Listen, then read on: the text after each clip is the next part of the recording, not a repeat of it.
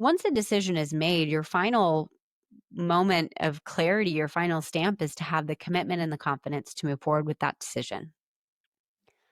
People will tell you 1,000 reasons why something is wrong. They'll give you their opinion, and most of the time, their opinion is rooted in their own belief system, their own grievances, and it's not directed towards you and your best interest, even though they may genuinely think they are providing the best advice.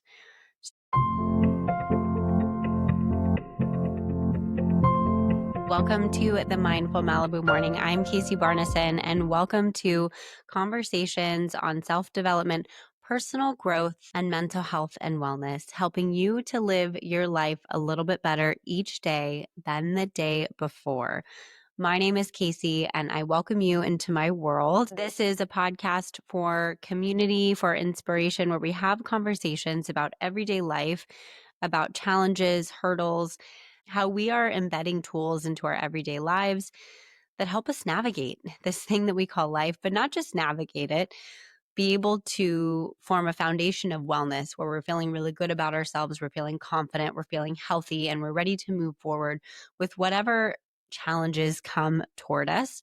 But we're also building towards things like future goals and intentions. And these are very much things that you can incorporate as preventative maintenance, if you will. So many times life throws a lot of things at us, but we have a lot more control and power than we may even realize. So let's get into conversations where we talk about the day-to-day and how do we build that foundation? How do we arm ourselves with the tools so that we can not just go through life, but experience it to the fullest and have deeper conversations that help us with our mental health and wellness, our overall well-being. And let's get into it. I want to take this opportunity to introduce myself or reintroduce myself if you are coming back. If you've been to this podcast before, welcome back. And if you're new, I'm really grateful that you are here on this journey. For the past 10 years, I have held a career in the field of counseling, in educational counseling, working primarily with students in college counseling. So helping them prepare for that next major life transition. And although this is a career that I'm very much still actively engaged in and pursuing and adopting in my day-to-day life, I really felt like a lot of the conversations that I was having with the students and a lot of the information that we were exchanging back and forth in our individual meetings was incredibly applicable to my day-to-day life. As I was growing in my career and as I was growing in these deeper discussions with students, so much of the work was very self-reflective and very challenging to the student to have to go inward and really think about their values and their future goals and how they align that. And then, of course, inevitably, as you're working with students, you are coming across challenges and handling a lot of mental health issues with things like stress and anxiety and coping with major life transitions. Really big things like depression, major changes and traumas for students that could range anywhere from having something physical happen to them that has changed their entire world, having a death in the family, having a dispute with a friend, having their first breakup, going through really stressful, high achieving environments. And then in 2020, I published a book called The College Wellness Guide. And I took a lot of time in research going through the different buckets that a college student would encounter throughout their experience in college and how can they achieve social, mental, and physical well-being on a campus setting. So I did a ton of research on the physical aspect, things like exercise and sleep, healthy habits, drinking water, healthy foods, researching things like stress and anxiety, and how students could build a community and a support system to help them cope. And then also just the social well-being, building pillars like community settings, friendships, having a tie to something that matters to them, being of service, finding a club, an activity that helps them feel engaged in the college campus and connected in a bigger way beyond just their studies. Throughout so much of this research and my conversations with students, again, I just kept thinking back to my own conversations as I was also going through major life transitions, through a big move. I lost my mother, going through grief, going through big life changes. And then also thinking about my career in a way of where I wanted it to look like and how can I take the steps to get there. All to say, I was having conversations with these teens and doing all this research for the book. And I just felt like we do all of this foundational work throughout school. And wellness is a very big topic now that I think is not as taboo to talk about. I mean, I have regular conversations with friends where we talk about therapy and a sentence like, I just had a conversation with my therapist and she told me XYZ. He told me XYZ. That's not necessarily a sentence that you wouldn't hear often.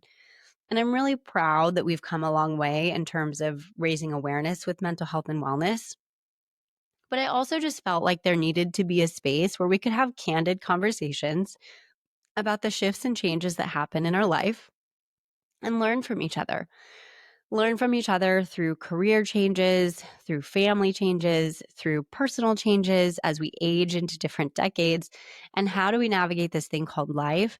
And so much of those foundational tools and skills and conversations that I was having with students, again, I was finding I was recalling on my own scenarios and pulling out of that toolkit, but using them in a little bit more of an advanced way. So I invite you to join me. Episodes are released every week. You can like and subscribe at the Mindful Malibu podcast, wherever you listen to your podcasts. You can find me on Instagram at the Mindful Malibu Morning, and you can find also additional content, which includes things like guided meditations. And I invite you to come live in my world. I recently made a really big life change this past year. My family and I decided to move to a little bit more of a rural, remote setting in Malibu, California. And we bought a lot of land and we live in this mountain setting and we're very close to a lot of suburbia and a lot of shops and retail locations, and that's amazing and wonderful. But we do have a brand new setting where we're up in this rural, really peaceful, rugged, outdoorsy, mountainy landscape that overlooks the ocean. And throughout that time, I lost my mother.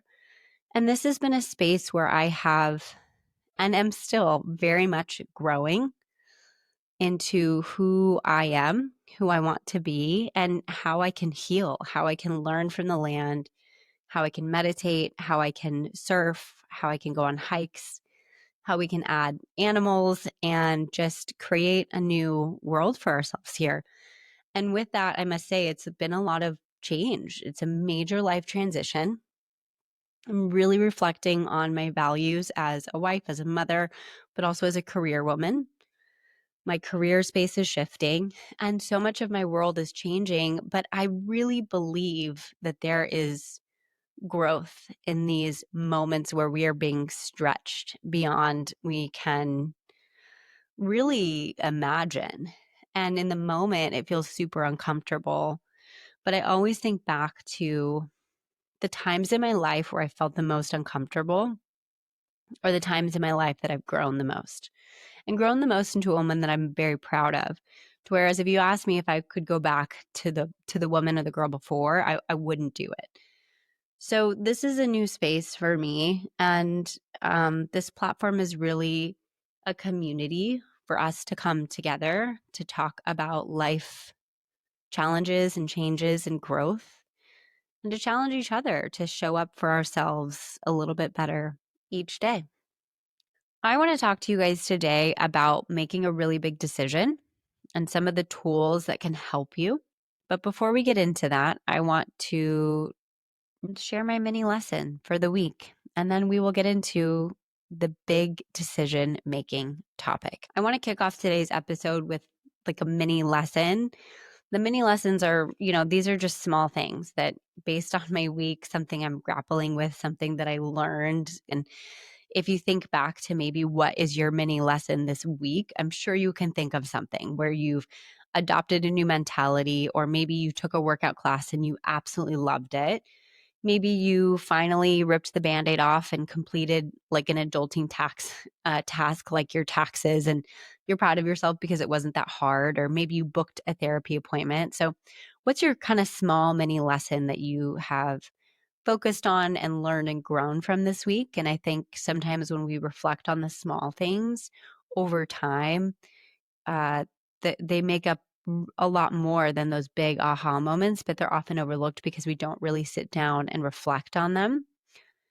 So my mini lesson this week, it's a mini lesson, but it had a really big impact on me. And the words are like ringing in my head.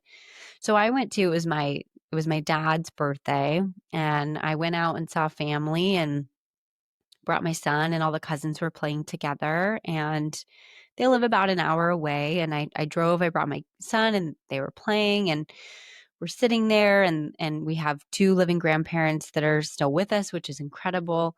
And they came over and they were sitting and having dinner. And I was sitting next to my papa, and my nana passed away this past August. And for him, they have been married for well over 65 years. So they were married before when my nana was 17 and when my papa was 19. They've lived their life together, not just the second half of their life, but they've lived their entire lives together. They joked that they shared a phone because they were always together and they didn't really need another phone or another car. So seeing my papa now without my nana has been a really bit of a rough transition. And it's also been really beautiful because he's had these like insightful moments that I think for an older man to recognize is really special and wild. And I think it's always like when you have these at the end of life moments and thoughts, they're so profound. Like I've read a lot of books about this, and if you talk to like hospice nurses and doctors, they all say that everyone talks about like these insightful, like time doesn't matter, do what you want, like life is short, and these moments of clarity. And so to watch it in real time with my papa has just been like another level. And even though, we're moving and hustling and I just want to like focus on my kid and get through dinner and then start the drive back home, I was like telling myself in my brain, just slow down and listen and be present in the conversation. And he didn't have his hearing aid, so he needed to listen harder and I needed to speak more clearly. And it almost made me focus more. And he just, I don't know, we were talking about my Nana and I asked him how he was doing. And he said he hadn't really been sleeping well. And he said that in the middle of the night, he always forgets. He gets up in the middle of the night and he gets up and he's so quiet because he doesn't want to wake up my Nana. Because for 65 years, he has slept next to this woman and been in a room. And the older they got, the more calm and quiet he was because she was really sensitive. And he didn't want to turn on the light and he didn't want to fumble and wake her up. And so he just said, every night I get up in the middle of the night and I think like, oh, let me be careful. And then I have this moment of it's just me. It's just me in the house. And it was this really like sad, but like very, I don't know. It was this, I could watch his eyes, this aha moment in his eyes kind of light up, but also this sadness in it. And it really, I don't know, his words just, I was driving home, I had the whole hour and my son was sleeping. And so I kept the radio off and I just kept thinking about those words of, gosh, like here I am, I'm going to go home. We're in the middle of, my son is going back and forth with his sleep. Some nights it's great, other nights it's not. My husband's, on his phone or he's doing whatever. I'm on my phone. There's a lot happening and life is really chaotic. But I had this moment of like, gosh, I have to just soak up everything. I need to be as present as possible and so grateful that my night is interrupted. And when I get up to go to the bathroom, I do need to be quiet so that I don't wake up my son and so that I don't turn on the light and fumble and wake up the dogs that are sleeping in the living room and my husband. And I want to be quiet and I want to get up and have a snack, but not be too loud. And I don't know, a night before I felt really like annoyed at that of like, oh, I've got these two dogs that are dirty and messy. And if I open a snack, they're going to want to come to the kitchen. And my husband's been working all day, so he's exhausted. So I want to be mindful of him. But I also just want to like spread out on a bed and book a hotel room with like just myself and my son is sleeping. And yes, like I should book a hotel and enjoy that self-care and that me time. But I guess his conversation with me just stuck so vividly in my mind because I just had this moment of like, I have this chaotic, busy, loud life right now, and it's not always going to be here. It's not always going to be like this. And I don't need to complain about the dogs being messy or me being quiet or my son waking up at 3 in the morning and asking for me because one day he's going to be off to college. He's going to have his own wife, his own kids, and he's not going to call me. Like, he's not going to call me in the middle of the night. And the house will get quiet and I'll be an empty nester. And then, this is how life goes. And you want that to happen. But it was, I don't know, it just was this big lesson for me because I find so many times I have these aha moments where somebody says something like this to me, or I have an experience that I am just holding on to my core of like, life is short. I'm crystal clear about who I am, what I want, and I'm so grateful for everything. And I'm not going to complain and I am going to be positive and present. But then what happens? Life happens, right? You're tired, your day just starts, and it's like that Groundhog's Day, and you're back into your rut so quickly. And the amount of awareness and presence it takes to remind yourself to be in that place of gratitude, of life is short, of I'm going to soak up the moment, it takes a lot of mental energy, a lot of mental energy, and a lot of mental clarity. And that is something that I guess is my lesson this week, but it's also something that I'm still grappling with is how do we go back and forth between I have this big aha moment and I want to love on my family and love on my life and be in a place of gratitude, but how do I hold on to that and still let the life happen that's happening in front of me where I am going to complain and I am going to be annoyed and I am human and those emotions come up and I'm, going through my day and I'm not super grateful. I'm just getting into my car and I'm going on to the next thing and I might be frustrated. And so I guess my lesson is to sit in that space a little bit longer. And maybe that's where meditation and that morning gratitude, even a simple gratitude journal of 5 things you're grateful for, comes into place, or journaling, or having the 5 things that you were grateful for your day at the end of the night if the mornings are too busy. Or maybe it's the taking a walk in nature, putting your phone down, like how I am actively working on embedding those moments in my day, because one day I am going to get up and I might be the only person in my house. And so I just want to soak it all in right now and enjoy the chaos and find the gratitude in it. And that takes some time. So that's my mini lesson for today, and I want to know what you guys think. So DM me at the Mindful Malibu Morning on Instagram. How do we hold on to these like aha, insightful life clarity moments?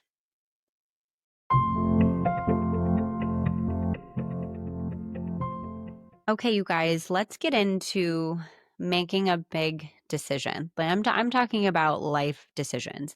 These are things like a career change, a move, something personal, like maybe you're going on a personal journey where you want to remove something from your life, something that's no longer serving you. Maybe you want to get out of a relationship. Maybe you want to devote your life to something new and different and it's a bit against the grain. And let's talk about it. I feel like there's points in our life where we hit these kind of peak moments where we can go one or we can go a few different paths. And it's like if you ever think back to a career class that you had in school, there's this icon of like a person standing at the front of 2 arrows and they're going different ways. And so which way are you going to go? Like what career path are you going to take? And I do believe that, we make decisions every single day and tiny decisions from the moment we wake up until we go to bed. But I'm talking about the big ones here. These are the ones that are like life altering. They will completely shift your reality. And they're decisions that are hard to make and they're sitting like in our body. We can feel it. It's overwhelming to make that decision. And how do you confidently move forward once the decision has been made? So again, this could be a career change, this could be a move, this could be getting out of a relationship, whatever it might be. It's a big shift in your world. When I worked with students on college counseling, it was probably the first biggest decision that a student would make in their life, where they would go to college if they wanted to go to college at all. Maybe they went to a technical school, maybe they took a gap year and did a service year, maybe they went into the military. These were big, big life decisions where they could literally be living in a dorm in Wisconsin, going to a college. They could be going overseas in England. They could be going to community college and saving money and still living with their parents for a couple more years before they transferred and went somewhere else. They could be doing a service year and delaying school for a year. And these were huge decisions. Now, as a teen, you probably had a lot of influence. So your parents, maybe a guardian, maybe a mentor. And then you had a lot of like social influences. So depending on your community, maybe a lot of students applied and went to very, very like colleges. Maybe it was very normal for students to hang back around and go to community college, whatever it might be. And I'm sure we can all think back to a huge decision where if you think like my life would have been drastically different if I chose the other school. And as we get, past college, the big decisions keep coming. So you're deciding on a career. What kind of career? What does it look like to you? And where do you live? If you're going to have kids or not, if you're going to get married or not, if you want to stay single, whatever it is.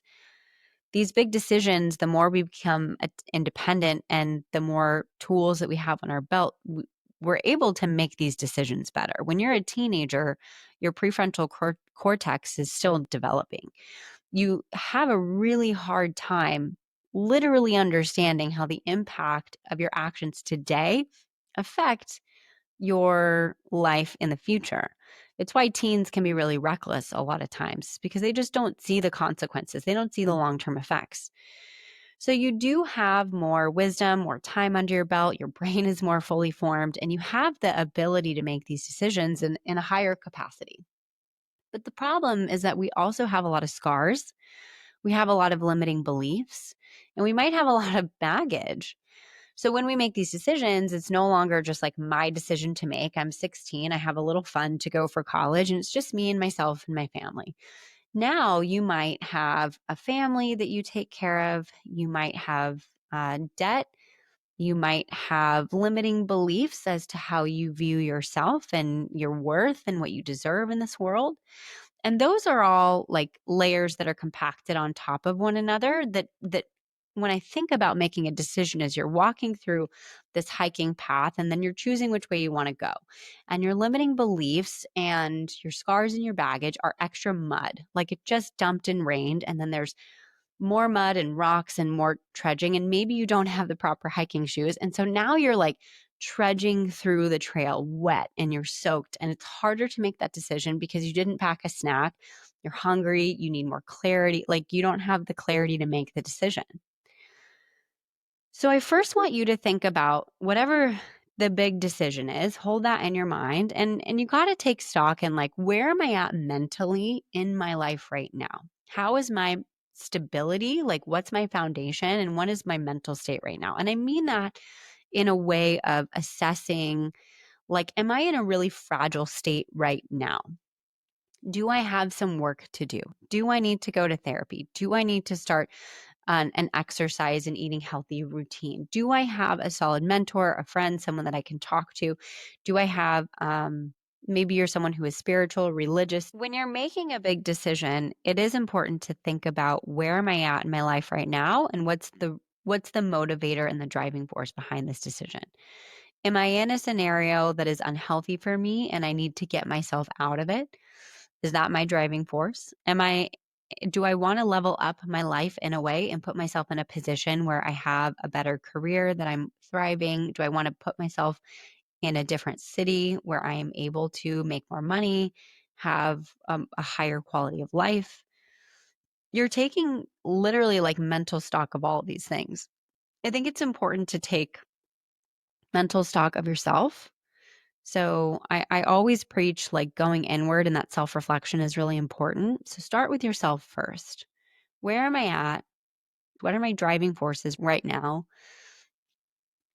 And then go towards your resources. Like, who do I have around me to help me?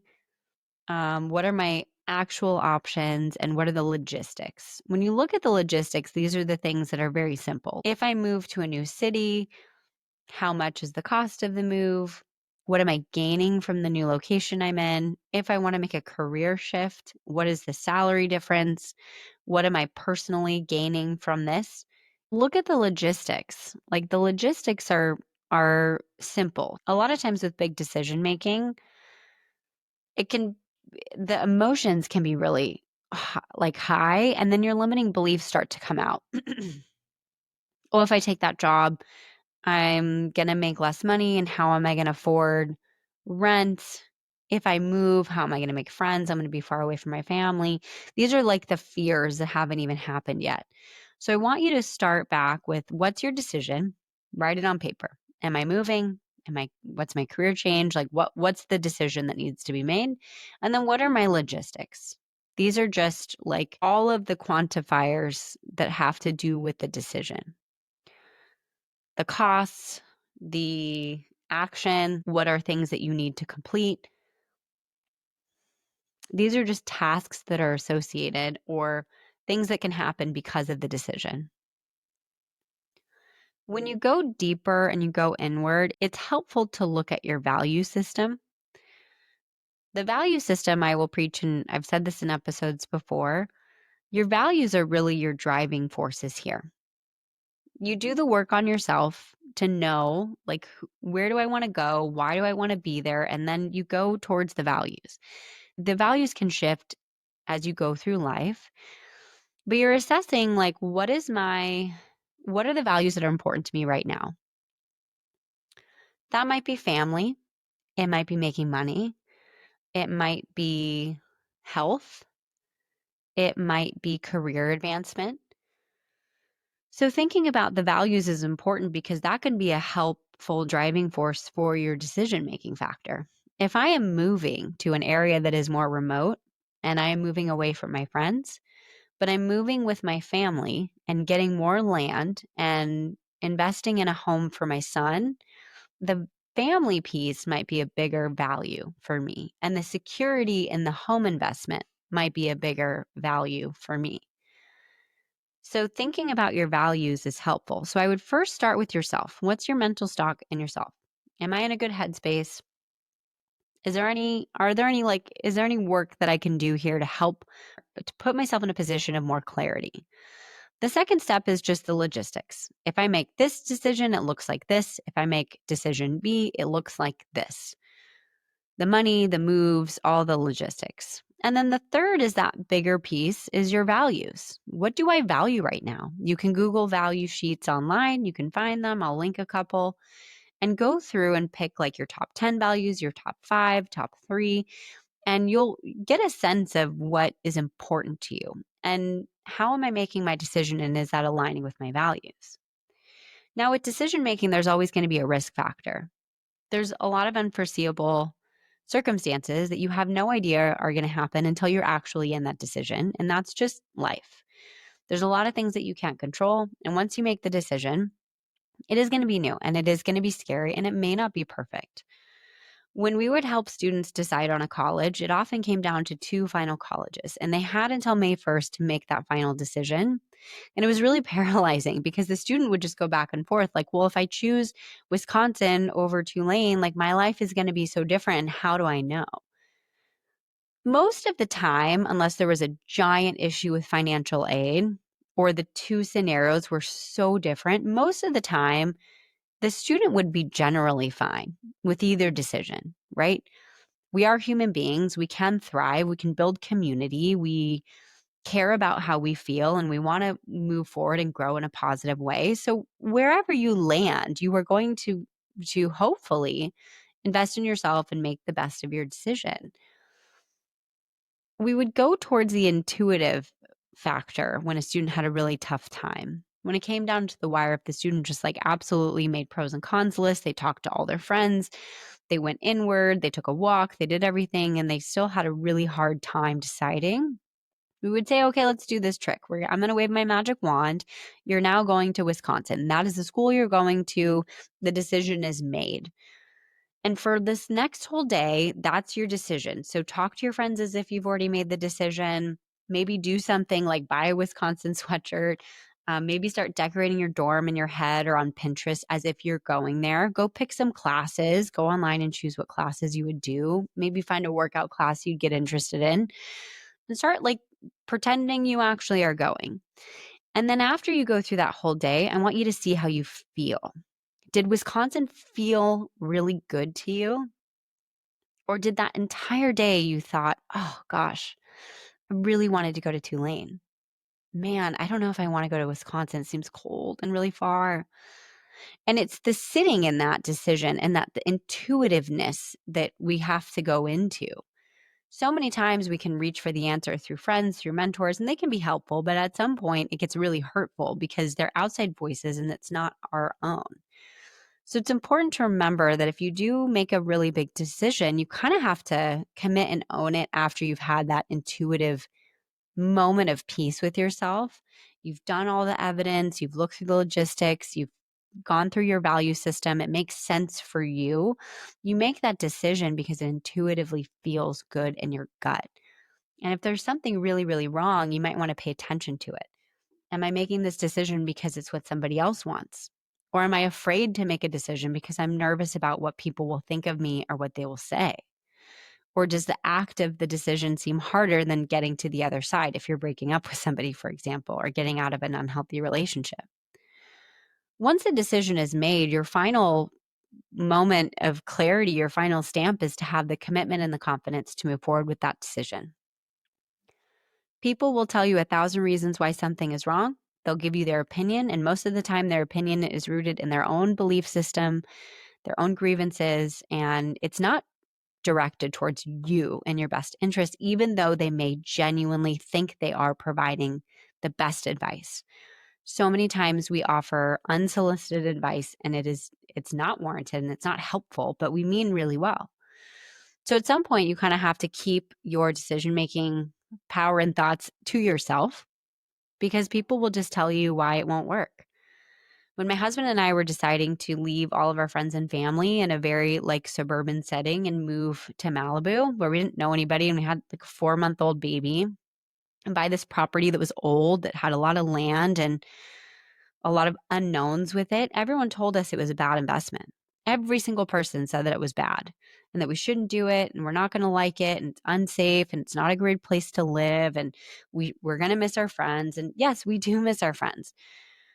But at the end of the day, my husband and I would have conversations together without our friends. We would literally go to a restaurant where we knew no one could see us. And we would have these deep conversations of, okay, well, what are our fears about this move? Where are those fears coming from? Are they coming from like outside noise and limiting beliefs, or are they very real fears that we need to pay attention to? And then after that, we challenged each other to go separately on our own and really think about this decision. Like if you're not all in, then it's not going to work for our family foundation. So I would go and take really long walks before our showings of our house. And I would walk along the beach and I would ask my questions. I would sit with myself. I would journal and I would ask for questions. I would ask for help from the universe and the world around me and help provide answers. And those answers came to me intuitively on walks. They would come in journaling. They would come in thought. They would come in the middle of the night when I allowed myself to really sit and think with the thoughts. And we came together, we made the decision. And once we started the moving process, the opinions didn't stop. But what we had to do was we had to commit. We owned it. And I really paid attention to my language when people would ask, like, how's it going? How are you doing? You know, I initially was kind of like, oh my gosh, it's hard, it's far, it's whatever. And I caught myself because all I was doing was feeding into these fears that were being placed on us by other people. And yes, there's aspects that are not perfect. And yes, we are far and I miss my friends and family. But changing the language of we're building a new community, we're building a new space for our son, we're learning every single day. It's been a really fun challenge. I went to a new class today and I met a friend. I met another mom with a kid. I got connected with the city and I was able to put on a career workshop, and it's a new opportunity for me. And I've given myself the time and the space to grow in a career that I'm looking forward to building here. When I caught myself changing the language and the version of the story that I wanted it to be, that was the commitment and confidence that I gave myself that outwardly started shining. So when you make your decision, commit and give yourself that confidence. And that's the biggest thing that you can do for yourself. And guess what? You can always move, you can always get yourself out of it. But when you're in it, give it your all and listen to yourself, because we know ourselves more than we think we do. We have more confidence and clarity than we think we do. We just need to tap into it and watch the language and how it comes out of our mouths, and give yourself that time to inward reflect, to catch yourself. Like, am I saying these things because of outside opinions? Am I nervous? Am I fearful? Like, where is this coming from? And how much of it is in my mind and made up, and how much of it is true? Most of the time, it's in our mind and it's made up. So, whatever you guys are grappling with, I want to give you the courage and the strength to go inward, find your value system, assess those easy logistics, and then make that decision and commit. Because, again, back to my mini lesson, life is short. So, make the decision, allow yourself to commit, and you never know what will transpire. Thank you guys so much for joining. If you enjoyed today's episode, please like and subscribe. And if you thought of someone while you were listening to this episode, please share it with them. I'm Casey Barneson. Thanks for joining another episode of the Mindful Malibu Morning. With that, have a beautiful, beautiful week, you guys.